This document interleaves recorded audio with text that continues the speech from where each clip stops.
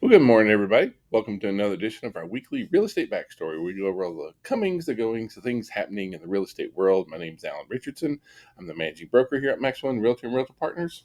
My name is Ming Richardson. I'm the compliance broker for Maximum One Realty and Realtor Partners. Welcome. Happy Monday. We like to kind of start your week off with kind of all the news going on. One thing where we kind of want to jump into kind of stuff primarily focused on our industry. And so just this past week, the Consumer Federation of America, CFA, they are not fans of the real estate world overall, for the most part, kind of thing. They published a new consumer alert on new realtors rules and practices, and basically they made three recommendations. Now, I don't disagree with all of them. So, like the three recommendations that they make, first of all, is one, that you should select a competent, trustworthy agent. We agree Absolutely. entirely. Number two, that you should read your contracts carefully. And this is where we see a lot of buyers fail Mhm. at reading their contract. And we agree entirely. Number three is that you should discuss and negotiate commission in dollar amounts, not percentages. And honestly, it's not that I have a real problem with dollar amounts versus percentages. There is no set commission Rates. amounts, rates, Well, percentages, as each dollar amounts. individual agents are their own entrepreneurs, so they get to set that amount. Right. And so, like, the main thing here is that for us in the real estate profession, it's about provide value. These are the services I provide, these are the fees I charge. Hold firm. You're worth it. Like we work really, really hard for our clients. The thing that I think bothers me the most about the lawsuits and the Consumer Federation, they just kind of act that we don't do anything. And I think sometimes we try and do things that make it very easy for our clients. And we try and take on a lot of the responsibilities and the The challenges. And heartache, yeah, we had to maneuver and navigate when there's an issue. Sometimes we don't let our client know because we're navigating those and taking care of them. So for on a client perspective, they don't see it. But there's plenty of time when we're up 8, 9, 10, 11, even midnight to ensure something is being taken care of before the deadline. And that's behind the scene that a lot of folks don't see. yeah. After George Washington um, was done being president, he was a surveyor beforehand, and so they had two parties that Oh were yeah. disagreeing about where the land was, and so George Washington went out, and then he charged them. I want to say it was At the around time. at the time it was $25 for him to go out and survey and put that in, and they said we need an itemized bill, and George Washington sent them, and he put because he put out four stakes, I believe, or eight stakes, something like that. And he said, uh, you know, all these stakes, $1, you know, $24, knowing where to put the stakes. And so that's really what it comes down to. It's like this is the value that Knowing. we provide, and so make sure that I don't have a problem with the Consumer Federation of America. I don't have any kind of issues with that. What I do want to make sure is that we're proud of what we do, the services that we provide. It's very important for our industry, our economy, the whole nine yards. We need to be able to stand up for ourselves and talk about that. So now one thing that is coming out starting Monday next week, or today, sorry, Monday, August 13th, compensation fields are going to be removed from all the Georgia MLS platforms. And so, like, you're not going to be able to get around it. This is for everyone. We've had some folks talking like, well, I'm a real estate professional. I'm not a realtor, so they don't apply to me. Wrong. If you plan on using the MLS, The Georgia MLS. or yeah, I mean, like these things are happening regardless of you're a realtor or not, and they're going to be impacting our industry in a lot of different ways. Now, And what he meant by MLS, meaning these are MLS associated with NAR. There are some MLS out there that is not association or member of NAR. right, So understand anybody has affiliation with NAR will remove the compensation box. right, Period. but here in our area, in the Atlanta area, we mainly have two in the Atlanta metro area, and that's going to be Georgia MLS and FMLS. Now, Yep. in Georgia MLS, No longer can you upload closing instructions to the closing attorney. You won't be able to upload that into the docs. You cannot use offer manager or showing time to communicate offers of compensation. You cannot upload a flyer which has compensation marked on it. You can't upload a picture and be standing there with like that kind Or of thing. pineapple means 3%, orange means Yeah, 2%, no, no, banana no, no means weird 1%. fruit Yeah. or icons in or there. or a listing price with You a know, hundred, 300,000, 250, 250. 0.25. Yeah, Yeah. something like So none of that no is going to be creative allowed. accounting, no creative images, no creative communication, period. Yeah, no, no, nothing about compensation in the public remarks, nothing about compensation in the private remarks, and all the listing fields that talk about compensation are gone, just Eliminated. gone. Now, as far as like overall off market, off MLS. You can do all sorts of things off MLS, and so offers of compensation that are not part of the MLS, you could put it on signs, your personal website, if your broker allows it, because we have a lot of brokers that are saying no now. Flyers, inside the lockbox, the yard signs, social media, emails. How about this? Answer your phone, right? Because we're going to be doing a lot of these over phone. Now, a lot of folks are like, what's happening with first MLS? FMLS said, listen, Business business as as usual. usual, right? We want to stick with, like FMLS feels that this is a transparency issue, and I don't necessarily disagree with Disagree. them at all. We both really do see that, but this is the state that we're currently in. Now, on both of the MLSs, one thing that is going to be that is a new change here is that all MLS participants and subscribers working with buyers must have a written buyer agreement prior to showing a home. You cannot show homes without a written buyer's agreement. In there has to specify, compensation, time frame, all the whole 9 yards in there. Can't be open ended. Has to state how much you would be paid to show a home. Now, do I know, and it's already been said that the MLS is going to be the enforcement agency for this. I know they don't want that. They don't want to be the enforcement But do agency. they have the right to review a document if needed? So understand that if Yes. regardless of brokerage, that kind of stuff, if you end up sorry, just kind of babbling, it just happens, right? But my mind is moving faster than my brain. So both MLSs are going to reserve the right to where if somebody does say, I don't think they had a buyer's agreement, you are going to have to provide that to them. If not, they will remove your MLS access, or they have their rights To to, remove to, your to MLS and then I don't access know how you're going to function without it. without being able to operate inside our MLSs. I really don't. So I know the MLSs don't want to do that. They have no intention of being the big brother, of being the bad guy, of fighting their way through that kind of thing.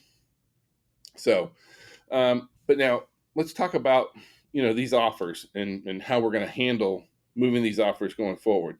Our new GAR forms.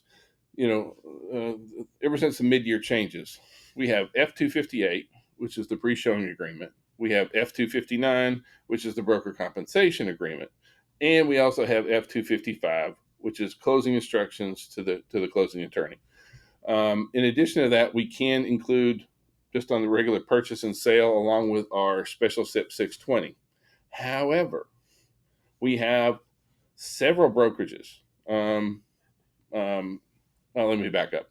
For some brokerages, they're not offering any offers of compensation at all, regardless. None.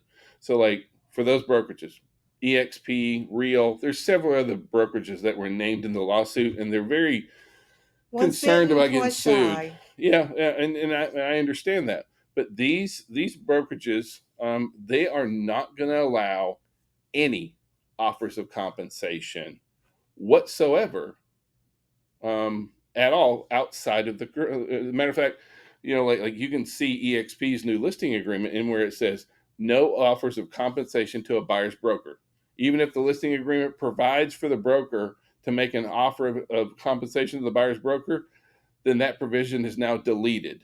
Broker will not make an offer of compensation to the buyer's broker, and so that means that if you want to represent a buyer on a property listed by one of these brokerages, you cannot, even if you call the listing agent, They're not they're offering going to say any. there is no offer of compensation. So this is where you need to put the F-259, which is broker compensation agreement, as a exhibit, or include special step 620 in your purchase and sale agreement. My best practice is always special step 620 for right now. Listen to her. This is For right now. spot on. Okay.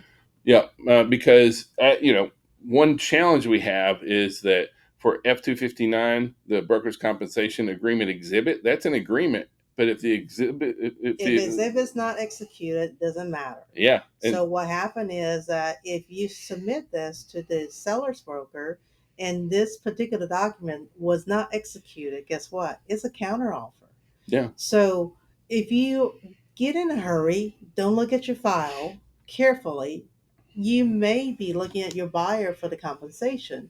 In that case, it's going to be a much harder sell. hmm So let's just do things properly and do 620 and be done with it. yeah.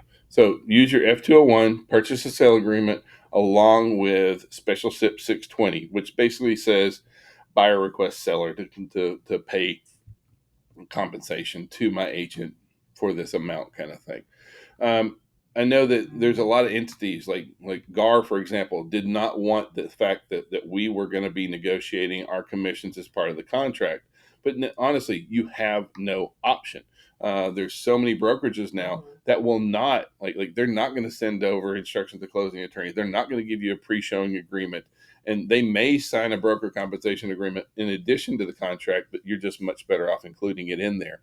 This is the space that we're in. So Understand that. So in the past, we were discouraged from using the language of commission.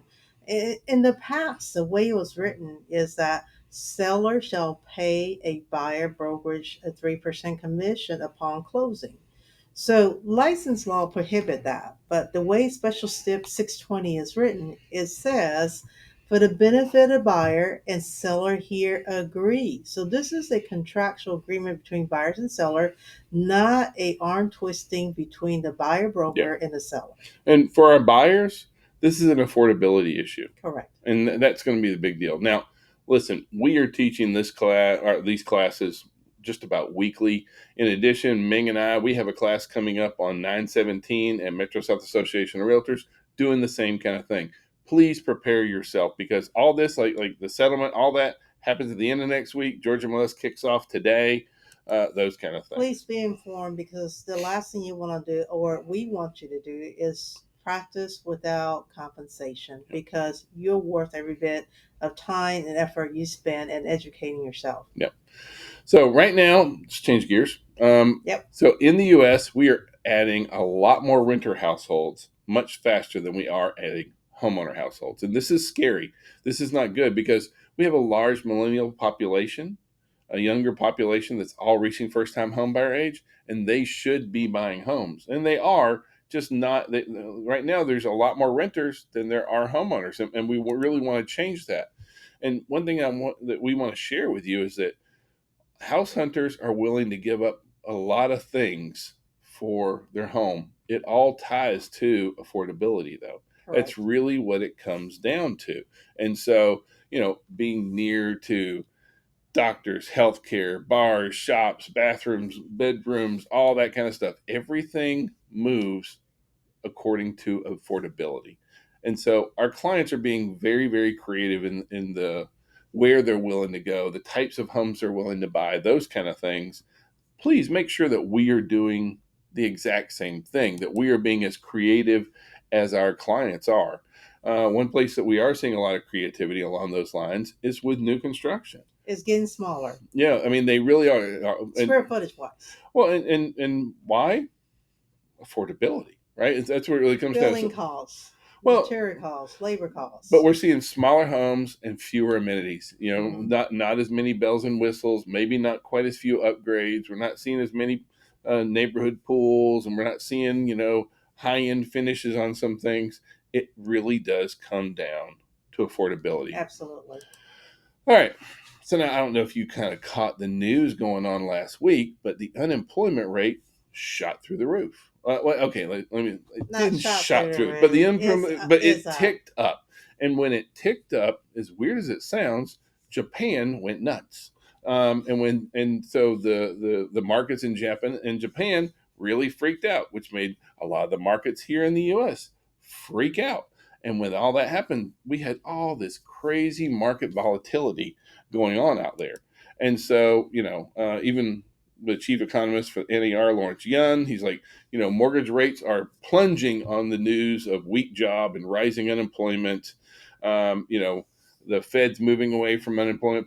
We're still starting to see a lot of movement. And so this week, now we're under 6.5 on mortgage rates, and we're heading lower. Like the Fed's going to be coming up in several more weeks. They'll be coming out, and everyone, it's like 95% chance that they're going to be dropping rates even further. We are seeing a lot of easing on interest rates, and this, my friends, is super good news. Absolutely. All those buyers we have sitting on the sidelines, all those folks who are waiting for rates to drop down. Like FHA is super hot right now because FHA is running a half to three-quarters of a point lower than that, which puts you around in the high Low. fives. Well, yeah, Yeah, or around 6. yeah, yeah.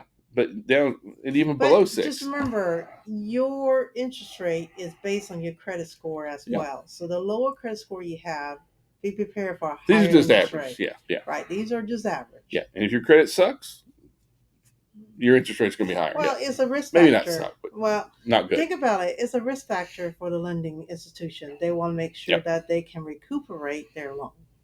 So anyway, be talking about rates right now. Be sharing this information out. Reach out to those folks that you have that get pre-approved. For those folks in the past who said, I'm interested in buying when rates come down. They're coming down. Now's the time. And honestly, inventory's up. We'll talk about that in just a second. So last week, also, the National Association of Realtors released their 2024 technology survey, and so just some interesting things that we just kind of wanted to share with you really quick. So turns out that what tech tools that have the highest quality of leads, and number one out there, Social media. social media is the big one. CRM, our client relationship manager, comes in at A number two. third, which is good. Yeah, number two in there. But understand the power of social media. It really is very, very effective. And then what social media networks are Facebook, most used? Facebook, Facebook, Instagram, LinkedIn. LinkedIn, YouTube. Yeah, like where we're at now, that kind Yeah. of thing. Yeah, exactly. So be thinking about how can I apply these to my business, right? And then they also shared like what's the most impactful technology tools out there. And this one actually was a little bit depressing because e-signatures, not that I think e-signatures are like amazing and great. I think sometimes we use them a little bit too easily, kind of thing. Well, when you use e-signature, you have a tendency not read the whole entire Our documentation you're clients do, yeah. signing. So, But yeah, we use them a lot. But is it really that impactful? To me, the one that really should be the most impactful technology tool that you use is your CRM, your database. mhm. We live off referrals. We live off relationships. That should be number one. And if it's not, I think we got our priorities out of line. But I know That's an I'm on my soapbox, right? I got it. But they also shared kind of thing as far as like how much are folks spending on lead generation? And I tell you, it's across the board. It's roughly like 20% spend less than $50 a month. Some spoke 50 to 250, another 20%. It's almost 20, right, kind of thing, all the way through there. I'm not saying one's right or wrong, but when it comes to lead generation, like what are you doing to generate business out there for you out there? Now they did also talk about AI, and AI is one of those that's here in the offices. We're talking about AI all the time, and there's so much misconceptions about AI. And so what they said was, hey, what AI are you using? And it really comes down like it's Chat GPT and pretty much nothing else. Well, I mean, there are. I mean, we're using Google, we're using Copilot, that kind of stuff, somewhat. But at the end of the day, it really, for most of us in the real estate space, it comes down to being able to be competent inside Chat GPT.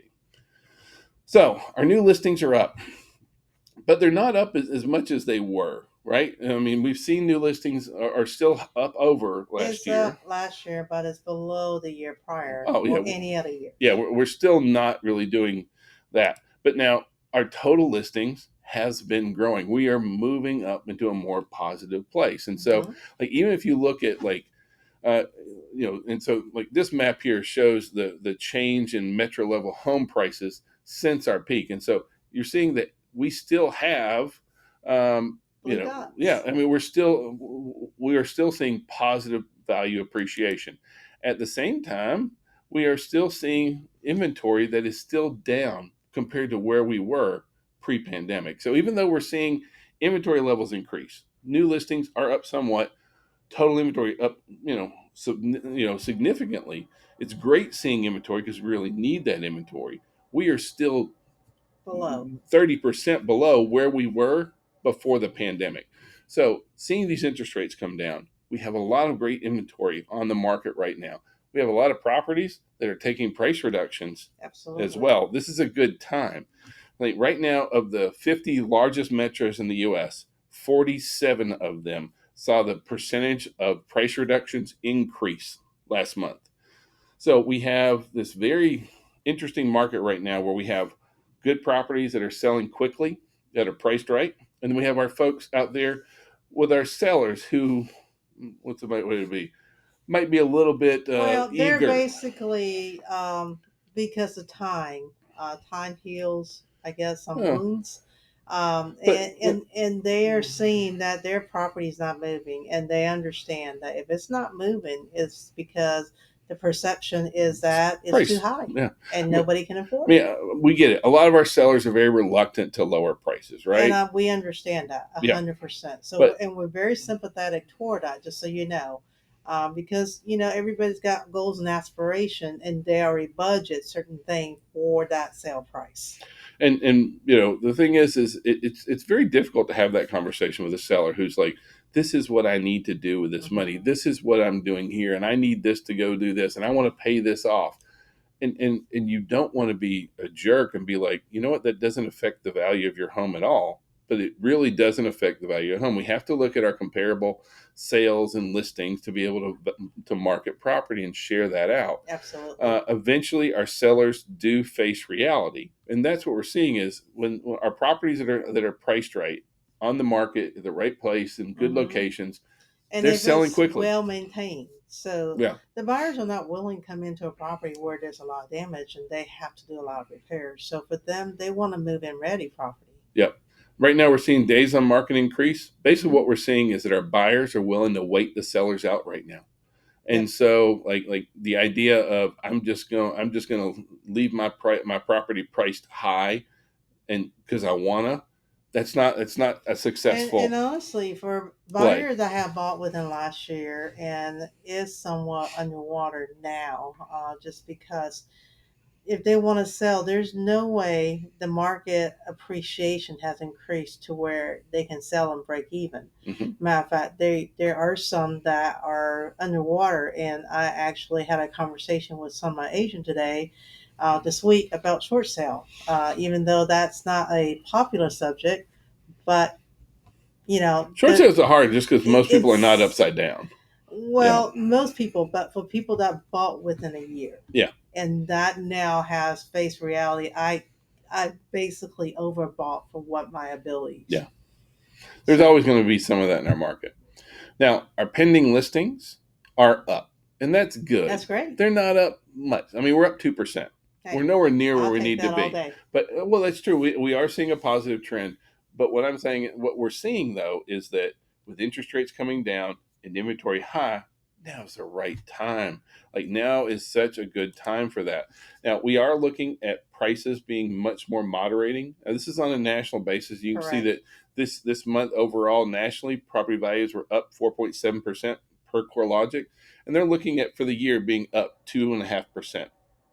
And I am so glad that we are in the range of just normal, reasonable property value appreciation, and that's still a good thing for our buyers, It right? holds the market steady, and it's affordable. It is affordable, and it's not to where um, it's a mad Yeah. dash. Well, our buyers don't want, no one wants to buy a home and feel like it's going to be worth less next week. And we don't see that happening at Mhm. all. But we do see where the appreciation is much more Moderate. moderate. And so, like when you look at the national map, you can see that, overall there's several areas where property values are down.